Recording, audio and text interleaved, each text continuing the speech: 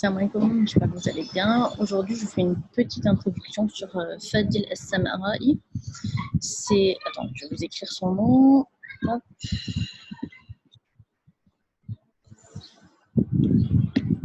Fadil As-Samara'i.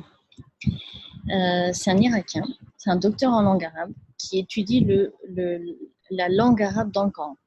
Nouman Ali Khan, donc dont je suis la méthode pour les cours d'arabe que j'enseigne, il s'est beaucoup inspiré de lui, pas forcément dans la méthode, mais sur les vidéos qu'il fait dans ses recherches, etc.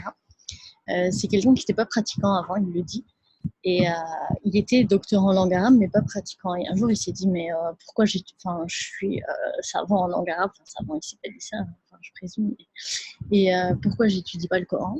Et du coup, il a commencé à étudier le Coran et là, il est devenu pratiquant. Donc, il est super intéressant. Par exemple, il raconte qu'il a passé, alors je sais plus, je crois que c'est 1 an et demi sur une phrase qu'on trouve, enfin un morceau de phrase qu'on trouve toujours dans le Coran. Khalidina fiha, non, excusez-moi, je comprends. C'est la khawfun alayhim wa la hum yahzanun.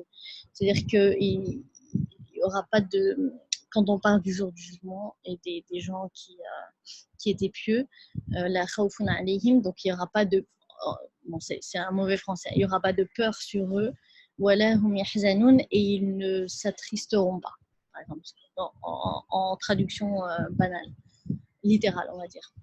Et il dit qu'il a passé 1 an et demi là-dessus à juste analyser pourquoi ici c'est un nom et pourquoi c'est un verbe, et si c'était deux verbes parce que c'est pas construit de la même façon. Donc pour ceux qui comprennent l'arabe, par exemple, pourquoi c'est pas wala la khawfun alayhim wala yakhafun, pourquoi c'était pas wala yakhafun à la base, enfin ce genre de choses, à voir chaque, si c'était comme ça, qu'est-ce que ça induirait comme sens, et si c'était comme ça, qu'est-ce que ça induirait comme sens, et comme c'est maintenant comme ça, qu'est-ce que ça induit comme sens. Enfin, c'est hyper intéressant. Et du coup, il n'est pas du tout accessible en français, il n'y a rien, enfin, j'ai jamais trouvé en français quelque chose sur lui.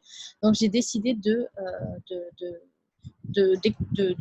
vous traduire en fait ces vidéos. Alors, l'idée principale, on va commencer par les vidéos courtes. Il a des petites vidéos comme ça sur c'est quoi la différence entre ce mot et pourquoi ce verset, il est exactement pareil que ce verset, mais il y a juste un elif lam qui change, par exemple. Ou des choses comme ça. Et donc, on va partir de ça. Je vais essayer de faire en sorte que ce soit accessible à tout le monde, même à ceux qui ne comprennent rien du tout en arabe.